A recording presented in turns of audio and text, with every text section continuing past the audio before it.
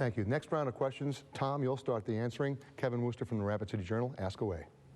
Mr. Gerber, many years ago, the federal courts ruled that the Black Hills of western South Dakota had been taken illegally from the American Indian tribes. There was actually a cash award that now I think has grown to more than $600 million that the tribes have rejected. They maintain their claim to the hills. While it's unlikely that any private land would ever be returned to tribal hands, and the question of the U.S. Forest Service and other federal lands is beyond state control, South Dakota does have land at Bear Butte State Park, and that's an area of great spiritual and cultural significance to Northern Plains tribes. It's a little-used park, but it's very important to tribal people. As governor, would you consider transferring Bear Butte State Park land and management to a consortium of American Indian tribes as a gesture of reconciliation from the state to its American Indian people? Thank you. Mike, to you for 90. I do not believe that Bear Butte State Park, and it is a state park, should be transferred to a Native American tribe. I'm not sure which Native American tribe you might suggest should hold it. They are all sovereign. I do believe that the state of South Dakota, as a state, does have the capabilities of protecting Bear Butte, the mountain itself. I also understand that for years and years we've always considered that land around a state park is still subject to local zoning and local control. We have worked with the local county commissioners, we've worked with local law enforcement, we've talked with local landowners about the possibilities of putting covenants on some of that land which the tribes do not own in that area. Then the tribes do own some of the land around the state park now. But on some of that others, I don't think anybody in South Dakota wants to see Bear Butte destroyed by commercial development. It's within 2 to 2.5 miles of that mountain today. It's beautiful. It is a state treasure.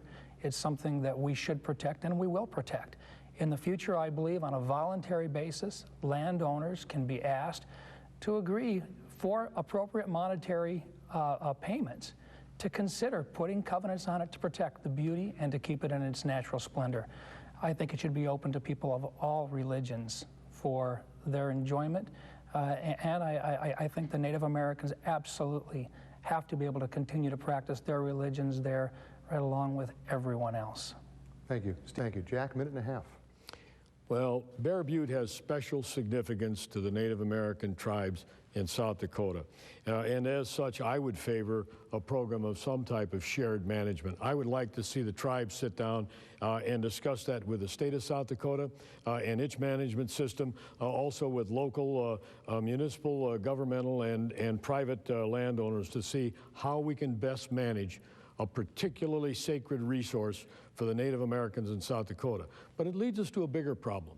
It leads us to a problem of why we have 5 of the 10 poorest counties in the nation residing and being located in South Dakota, and why we've had over the past 4 years a general failure to negotiate with the Indian tribes on issues of economic development, on issues of schools, of health care, of gaming, and all those other issues that are extremely important to the Native American tribes.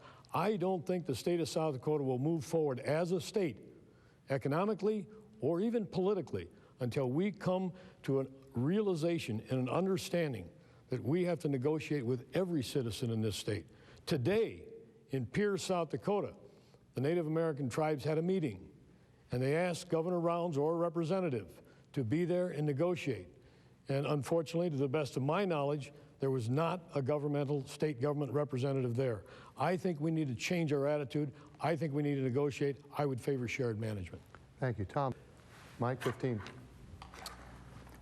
First of all, we are negotiating in good faith on gaming compacts, but our Constitution also requires that it be limited gaming within our state. We will continue to negotiate when we are advised and we tell them that we can meet with them, not when they're meeting and tell us to show up. Second of all, we are working on economic development issues within our state as well. Okay, thanks. And Jack, 15. I think as far as negotiating in good faith, that's not the impression that the tribes have. And I think what you have to do is we have to be willing, after 200 years, to sit down and maybe take the extra step.